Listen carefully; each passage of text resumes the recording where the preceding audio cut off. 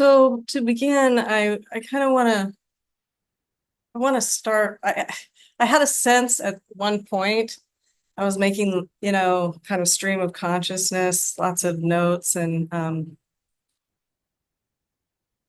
I do that sometimes before satsang or retreats or during retreats. A lot of kind of downloading. I had this sense of like, for my own self, not as a judgment of any of you, that maybe some of the stuff, the view, the perspective, the context that I'm hoping to address and present tonight would maybe not be a popular one. So I want to say to begin that there is absolutely no denial here of the ocean of suffering.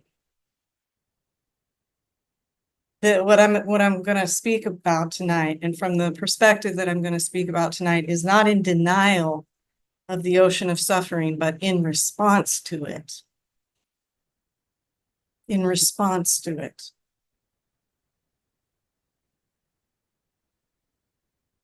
So each one of us will have to search our own hearts, our own selves, our own sense of answering the call of what is mine to do.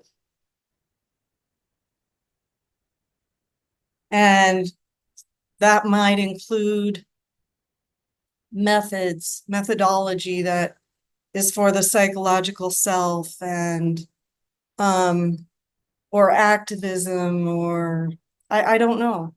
I don't know. It's for each one of us to discover that for our own selves, what is mine to do.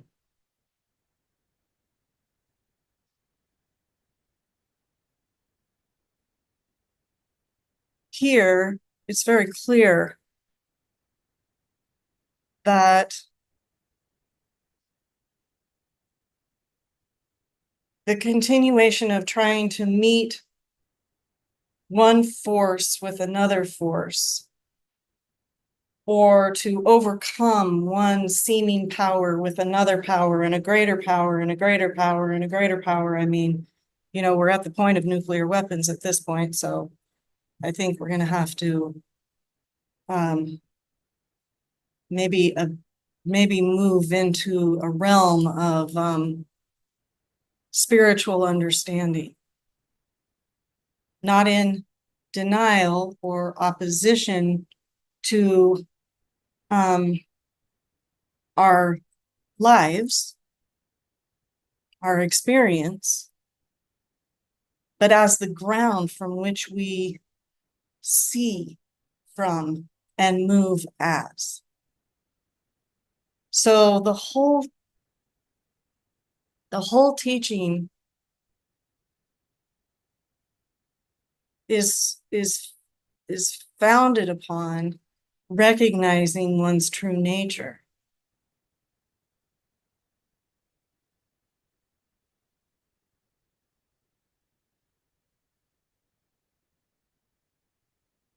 Maybe this can be frustrating because we will say, I don't know what that means. I don't know what those words mean. I've given many pointers for discovering and inquiry, contemplation. It's all on the website or the YouTube channel for discovering,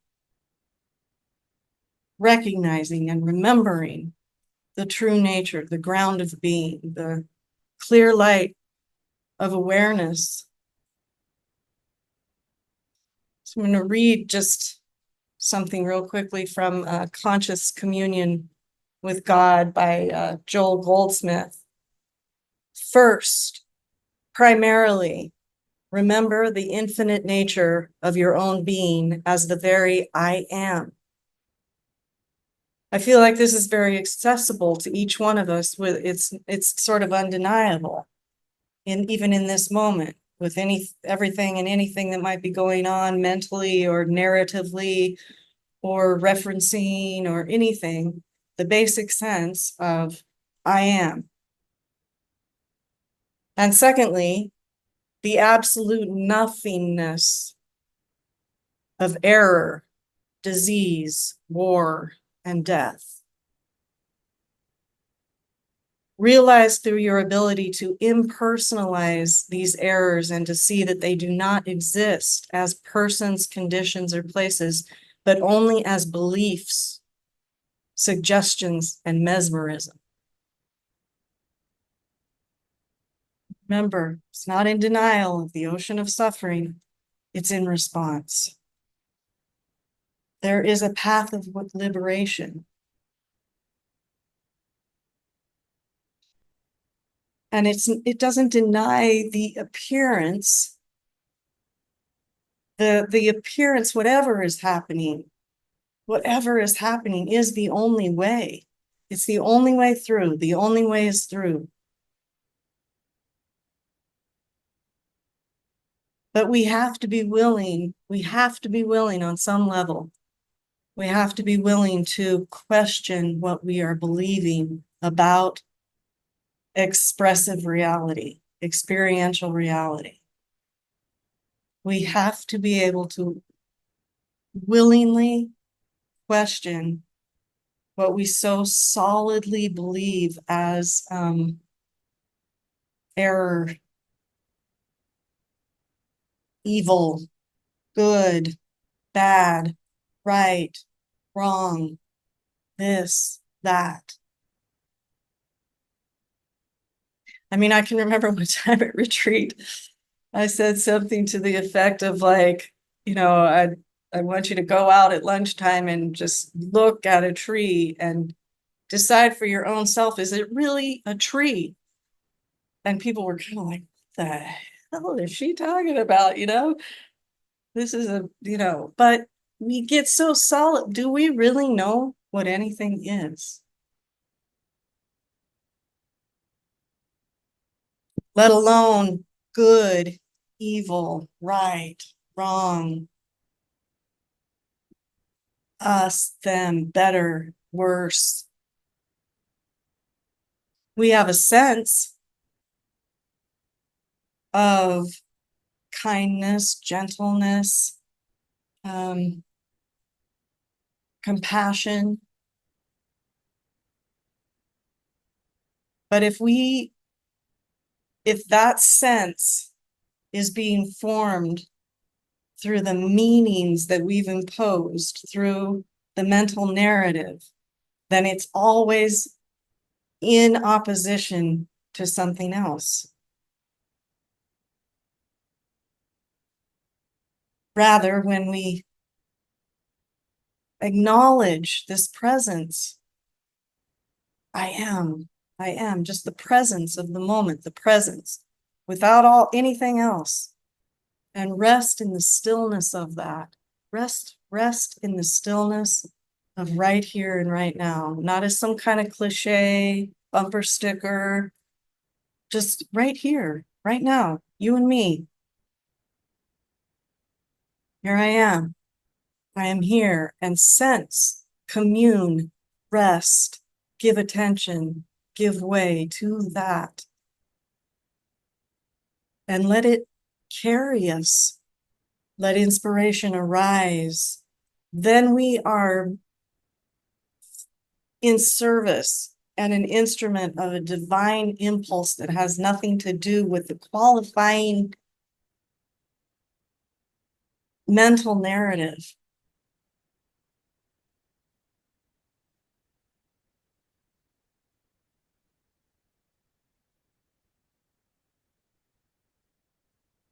Bringing in all these big guns to help me tonight. So this is Trangu Rinpoche, the ocean of ultimate meaning. Natural presence is self-liberated. This means that although the nature of mind is empty, all the variety of appearances still arise.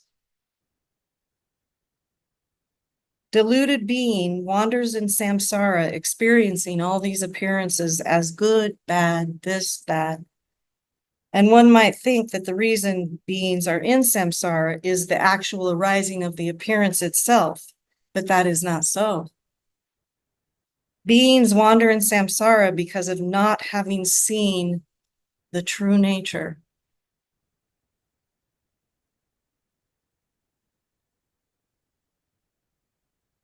All that is necessary is to recognize natural presence, which each one of us can do right here, right now. It's not far, it's not distance, it's not like we have to absolve millions of years of our personal karma. And I mean, that will happen naturally as we recognize the true nature, but all that is necessary is to recognize natural presence. There are no faults to be eliminated, nor qualities to be added to this natural primordial presence.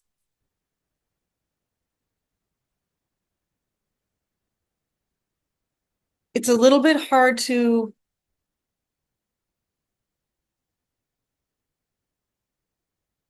sense the liberating quality until it starts really coming online, where the attention is resting enough and the belief systems have relaxed enough to allow some kind of devotion to something other than the arrogance of the intellectual mind. One begins to experience, I'll be damned. That's totally gone. That's totally gone. That's totally gone. You're doing nothing. You're abiding as what you always are and always have been. Again, please hear me. I'm not denying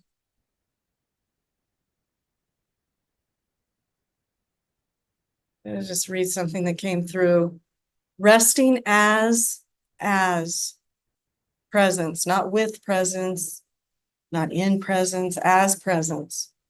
And then abiding or remaining or staying still as the presence, then it moves as expressive reality. But we're in deep communion with Source as it moves. So the divine impulse lives itself, dances itself, and the appearance is the way.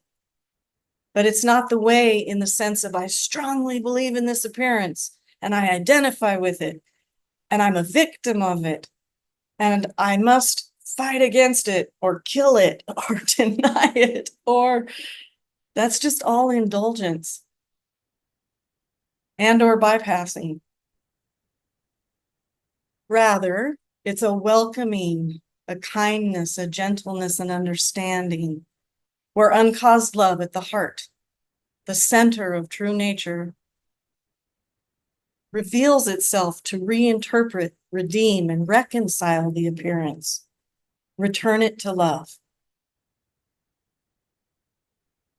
But we have to be willing to look through and beyond the devotion, this habit that we all have been, that we've all inherited, of seeing everything as either good or bad, good or evil, right or wrong. It's an appearance.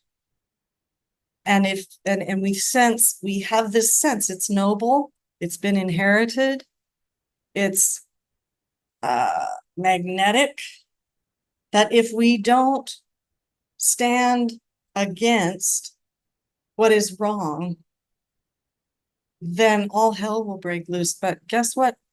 All hell has broken loose.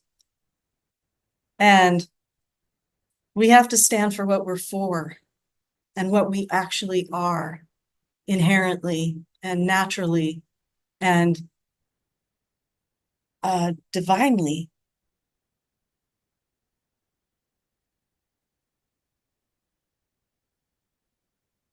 I hope.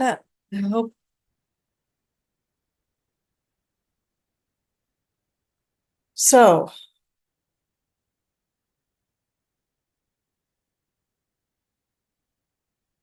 who knows how it will reveal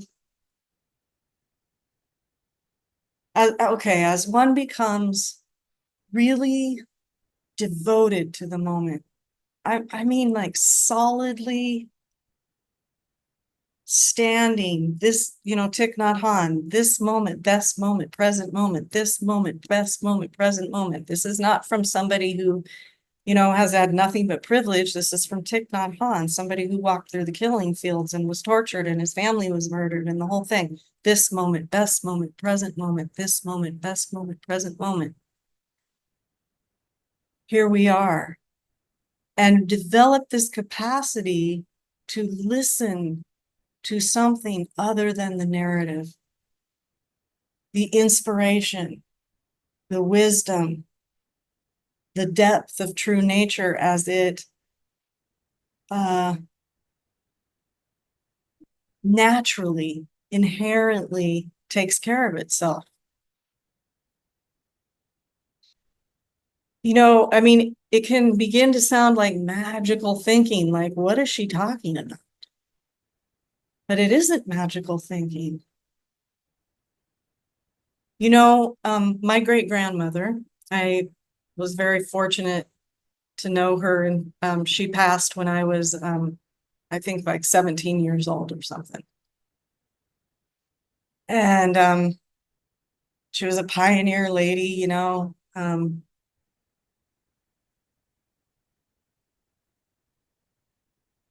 she built a house and she used kerosene lanterns, of course, because that's what they used, because that's what you used to light your home.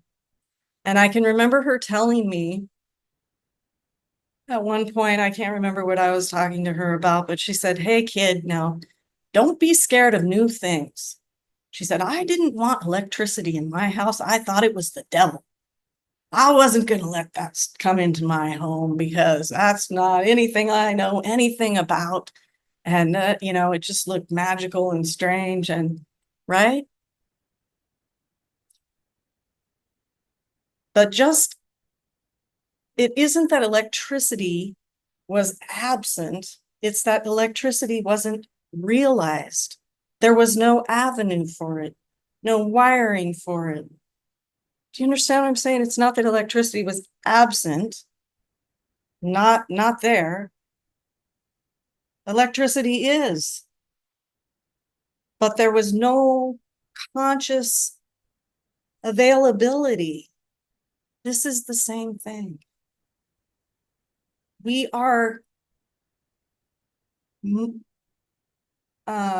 waking up and remembering what's real, the power of source, the power of uncaused love, the power of that which animates. But it's causing all of this, like, whoa, because guess who has to step down? Our personal devotion to a separate self. Call it the ego, call it whatever you want. Intellectual, intellect as essence.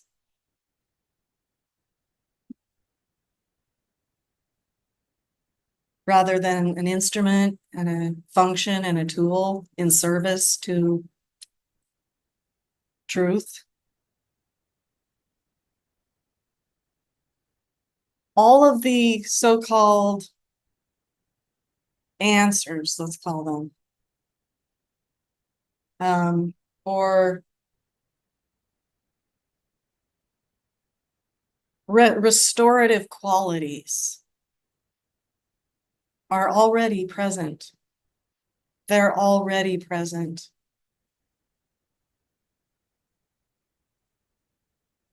We're developing the conscious awareness of relaxing out of this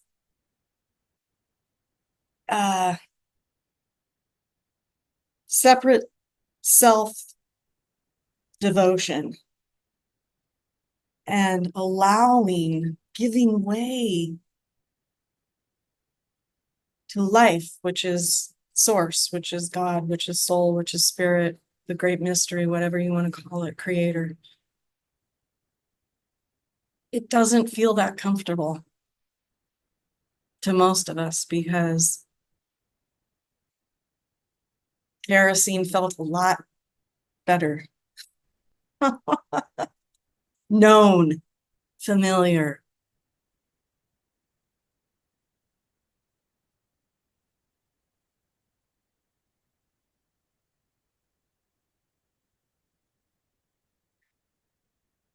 Something that has been of great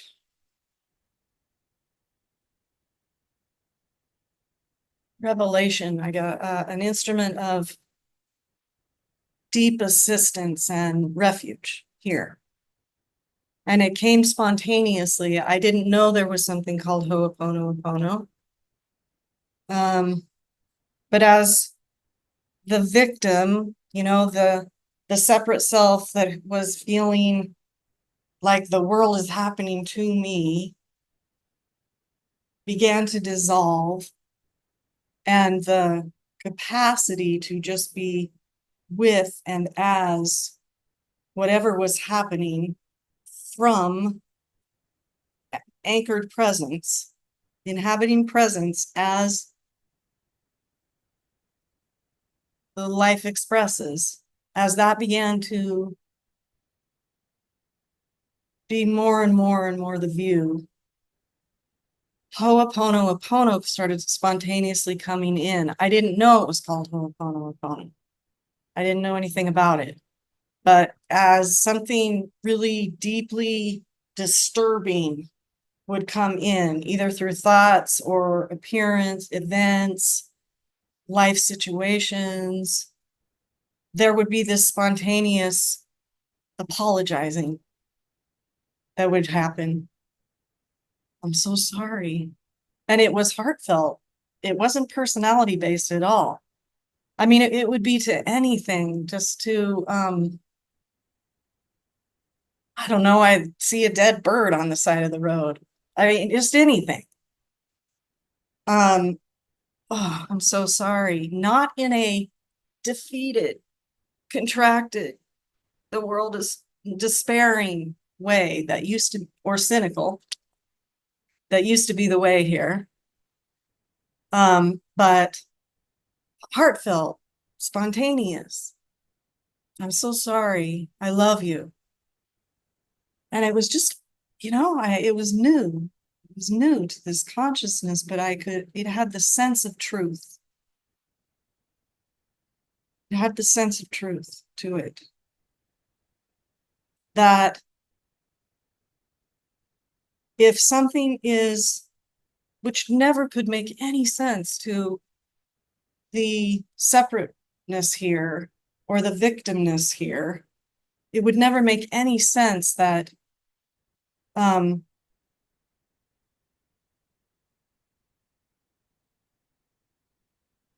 every seeming act of something against love or whatever would be able to be brought home and responded to naturally. You know, because I had all the stories that minute, you know, all the stories that I believed were very important. And it's not as a judgment of ourselves. We can't, you know, the recrimination and harsh judgment of the innocent mistake has got to end before any of this can make any sense at all. I mean, mostly we're just a victim of our own belief systems about ourselves.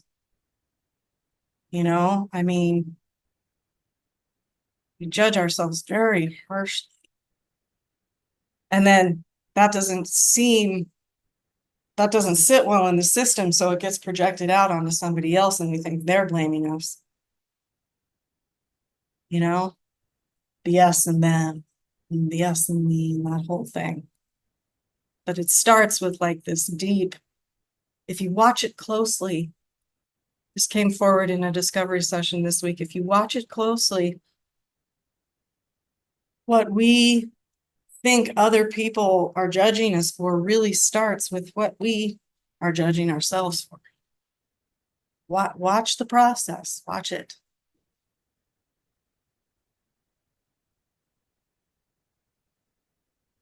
It's a way of separating, closing down.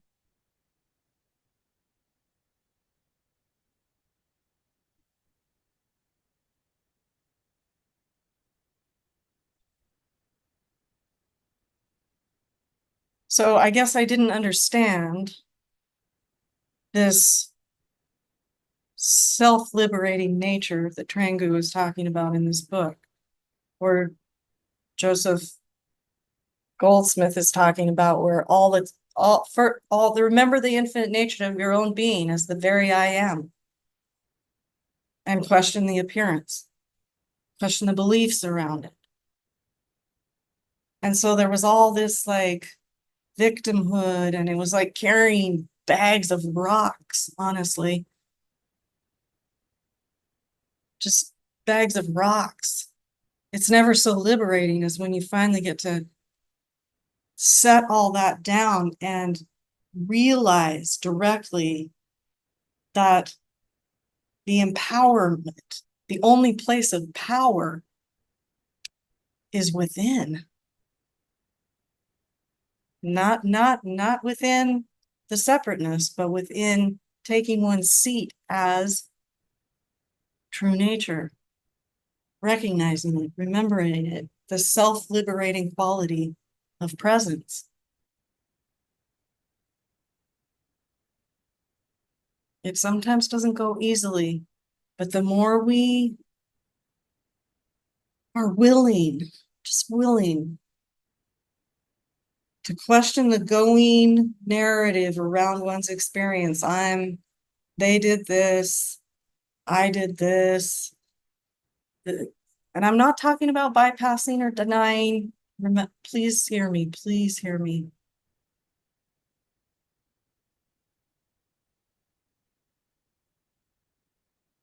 I'm attempting to speak about the self-liberating nature of presence.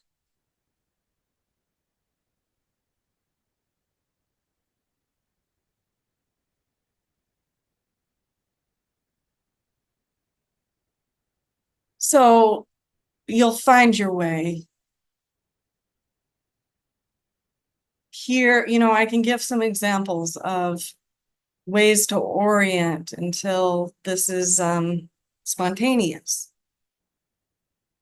And one of them is Ho'oponopono.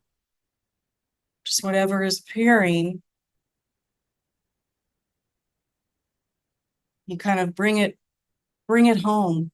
You bring it home in order, because if it's out there in somebody else, out there in another situation, another person, another past memory, if it's in memory, it's like chewing on hollow bones. You can't, there's no power in memory.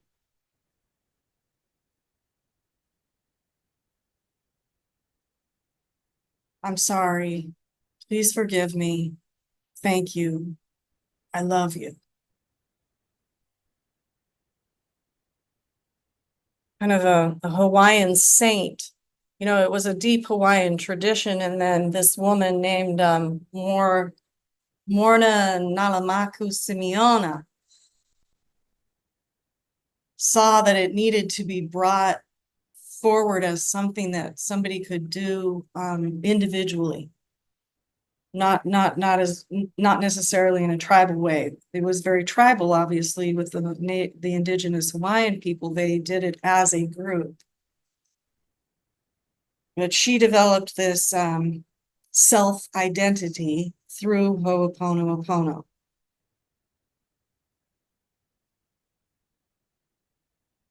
She described it as a profound gift which allows one to develop a working relationship with the divinity within, and to ask that in each moment our errors in thought, word, deed, or action be cleansed. Liberated, whatever word you want to use. It cleansed makes you feel like, hey, I'm not dirty. We have wounds from the you're a bad sinner sort of thing that came down through some of these religious traditions. That's not what I'm speaking of at all. This whole idea that we deserve, like even karma, going out on a limb here, even karma, that we somehow deserve something really awful happening to us in order to teach us a lesson on Earth School. I would question into that if I were you. I would really look into that. It's a deeply habituated idea that has caused a lot of harm. What animating presence, basic goodness, if you've ever encountered the dark radiance of your own ground, it's uncaused love. It's not punishing, rewarding, judging,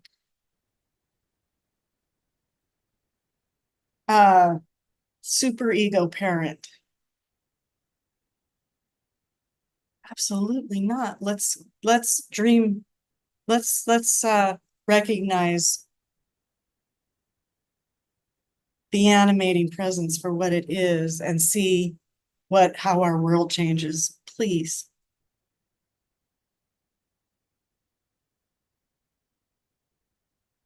It involves giving up a lot of stories, a lot of beliefs. I mean,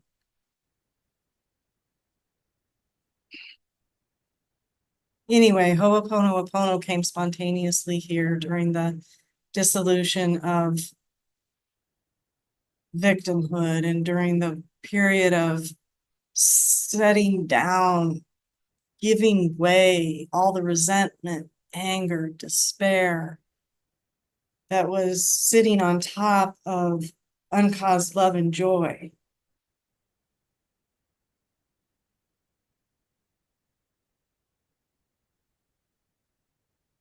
So that's one way. It doesn't have to be your way, but it does have a lot of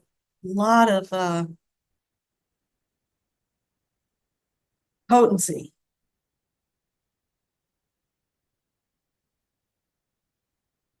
Another way here, and these don't have to be your way. Rest in right here, right now, I amness, and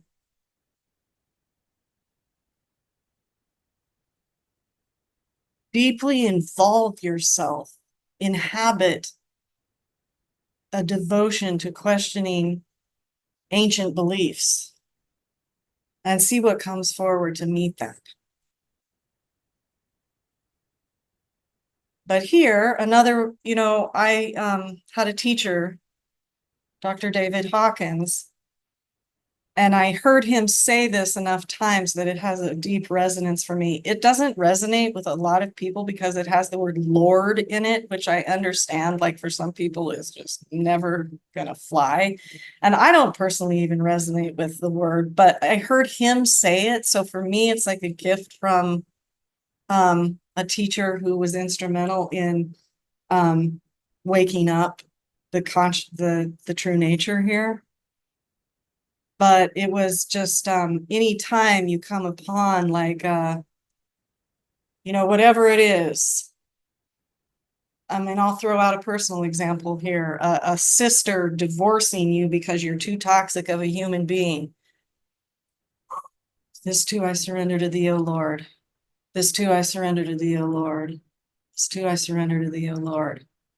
Meaning, this can't be the truth of it.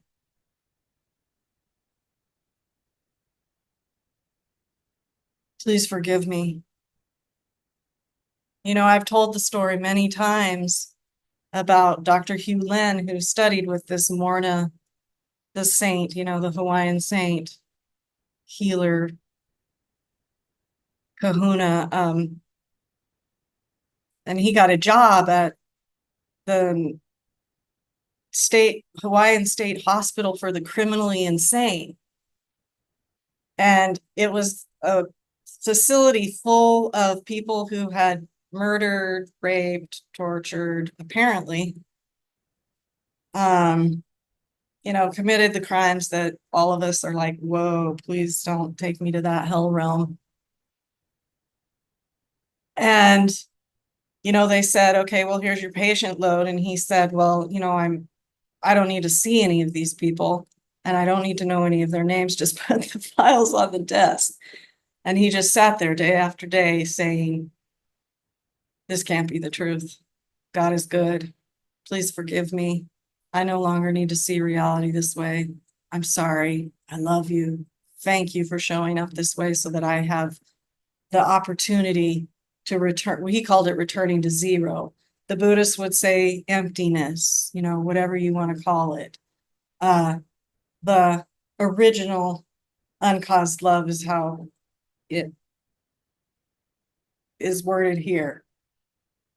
And pretty soon, all these supposedly criminally insane, unredeemable human beings were like baking cookies and sending care packages to people, totally getting along, gardening, making music.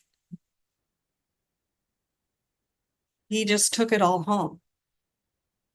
All of the stuff that was in the stack of files on the desk, all of the, rather than being a victim of it and a believer in any of it, he just went back and sat down as true nature, the self-liberating true nature, and gave up all beliefs about what he was seeing.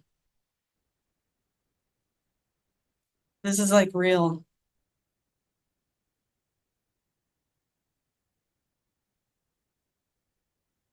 And it may seem like a far off thing, like electricity did to my great grandmother, but the true nature and the power of the animating, that which animates, that which is life,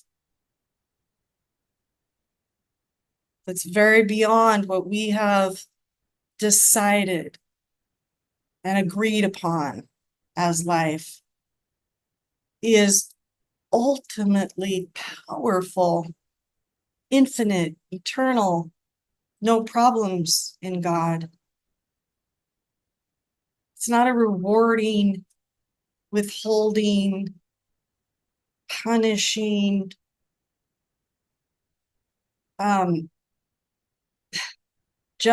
judgment. It's a power of creation that left to its self, like what Hugh Lin would call going back to zero or originality, left to itself, is self-liberating and creative, ultimately, infinitely. And the mind, the conceptual narrative mind, aspect of mind, has such a limited view that it just continues to form, not create, but take the creative substance and form it into more and more and more division. But I'm on the right side. So it's okay for me to declare us and them because I'm with the right crowd, the good crowd.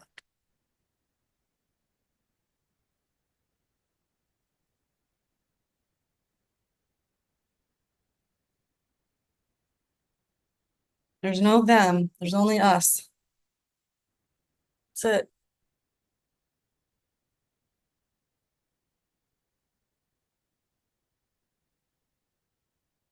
So in proportion to our conscious awareness of the presence of Source, in proportion to our conscious awareness of the presence of Source, is Source available in every instance. So sometimes it gets clouded over, right? We're not consciously aware of the presence of Source. We're just living out our habits. I know that. I experience that all the time. It's recognizable pretty quickly at this point because it feels awful.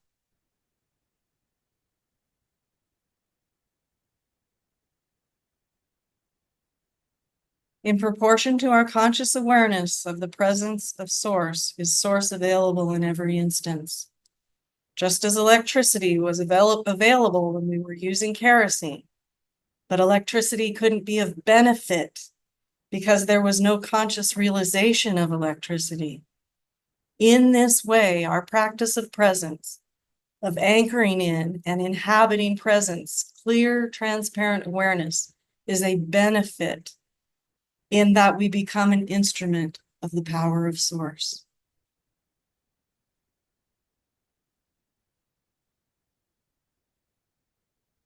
But it's not through like a knowing quality in the intellect. And this is what gets a lot of us. It's not through, it isn't like a person in there getting to know how they are benefiting the world. It just doesn't happen like that.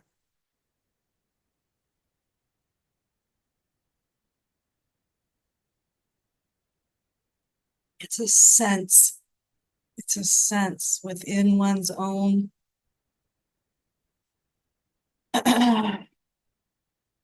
individualization of the one source, of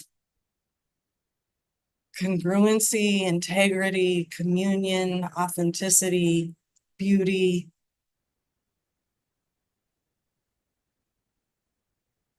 Things still come into consciousness that are very difficult because, well, I mean, as the Ho'oponopono masters would say, because it's there for us to sweep into the dustpan and clean up.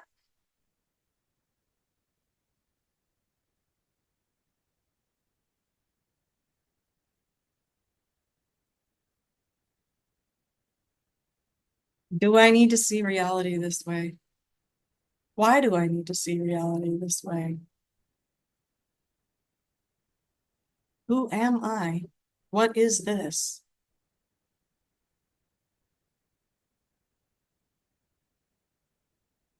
I is the animating power.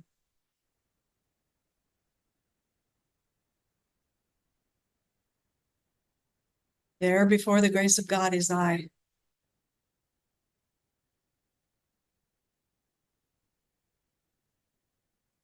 It's been co-opted by this idea. It's just an idea. It's nothing more than an idea, which is just very mind-blowing and never ceases to stand me still. That one idea, the one idea that there is a separate entity called me, has driven us to the point of insanity that we are now experiencing. One idea.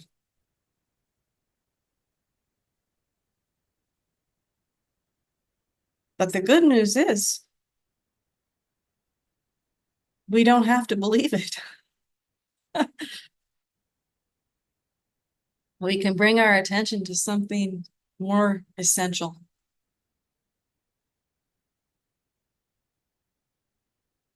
And it is practice, practice, practice, and be sincere and authentic in every moment.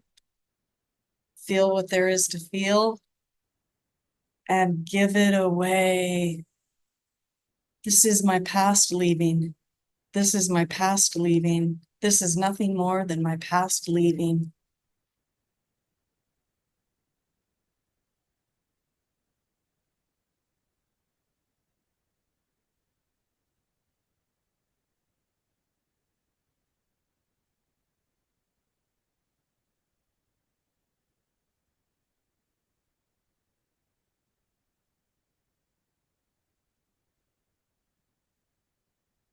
It's a lot. Tonight was a lot.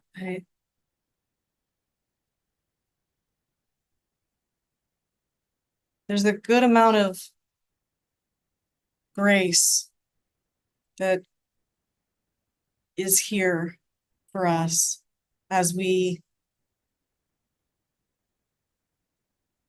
willingly surrender victimhood and begin to realize the true nature so that we can practice.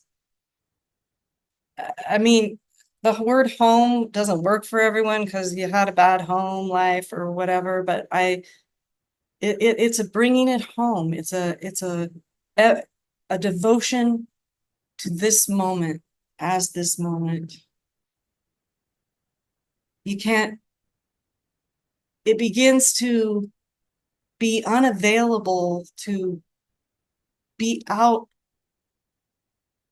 of where one is or avoid the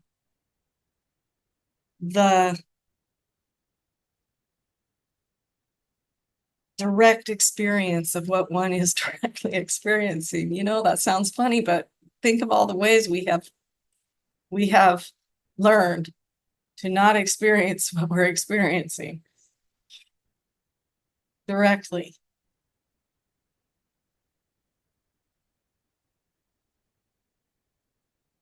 All of those that we have gone before us, okay? Tell us that it's self-liberating, it's natural, true nature. It's a natural liberation, a natural, it just can really feel super uncomfortable and almost kind of destabilizing to completely let go of the stories of victimhood, trauma. I'm not saying one, resentment, anger, all the rest.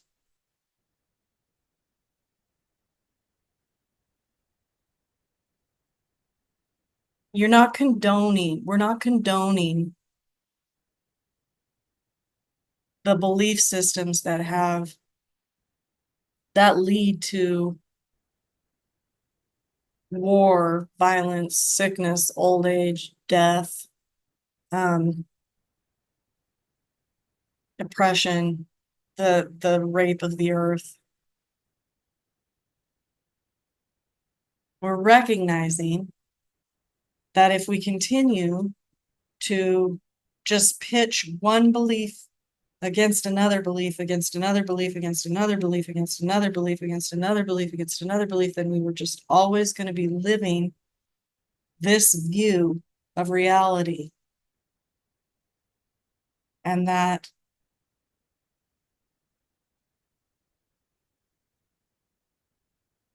walking the earth, dancing the individualization that is your life from and as the ground, the source, is a benefit naturally.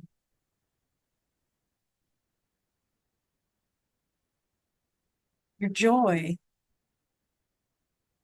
your joy.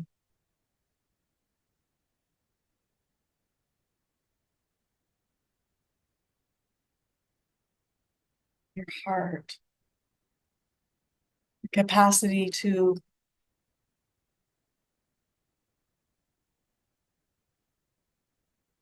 live as the open-hearted center that is.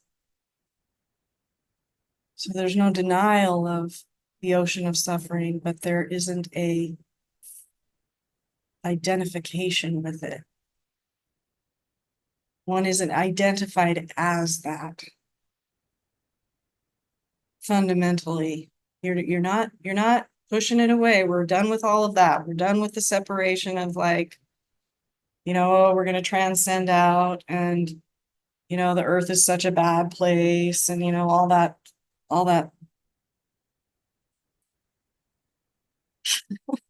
bullshit comes to mind. I probably shouldn't say it. That's not what I'm talking about.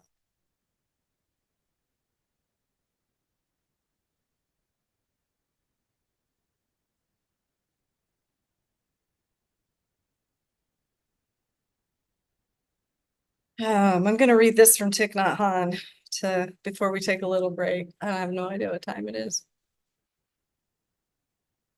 Walk like a free person.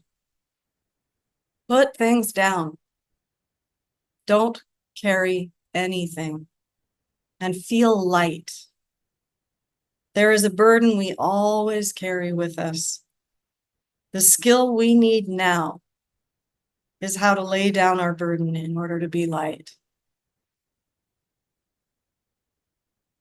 It's coming from somebody who walked through the killing fields and can experience genocide of his people and discovered something on the other side that probably many of us can't really comprehend because, we've got our own stories of victimhood or whatever.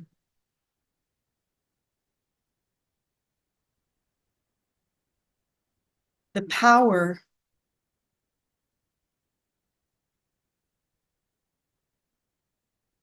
and it isn't realized yet. So it can't demonstrate itself, just like the electricity couldn't demonstrate itself until it was realized, is in this moment, not the old memories, not the old boneyard.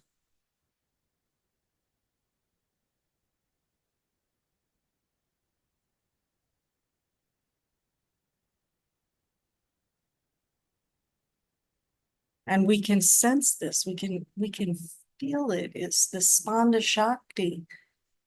If you sit in and as presence with this devotion and vitality and alertness and the willingness to bring the attention again and again and again and again. It doesn't matter.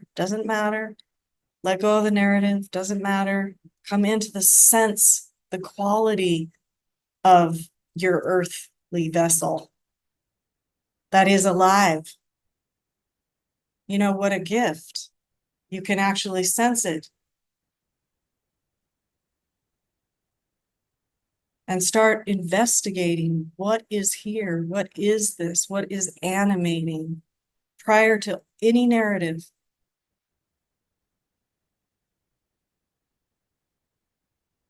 What is this quality of presence?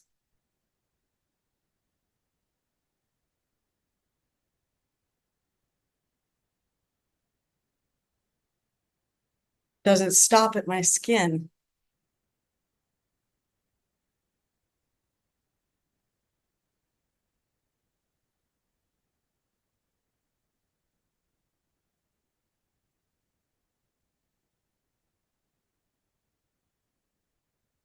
Just a tiny little bit more inspiration before we break.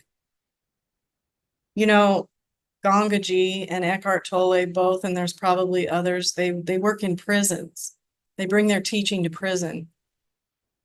Kind of like Dr. Hugh Len in the Hawaiian State Hospital. And human beingness that was under deep misidentification. Such deep misidentification that it was, acted in very violent, very, very violent ways in order to, under this misinterpretation, this misidentification that it was separate. It spontaneously redeems, and the actuality comes forth.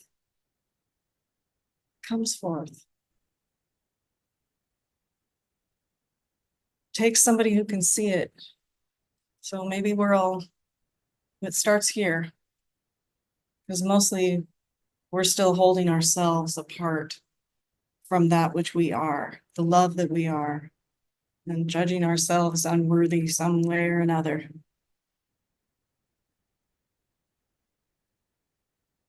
We'll never see it in the them until we see it here.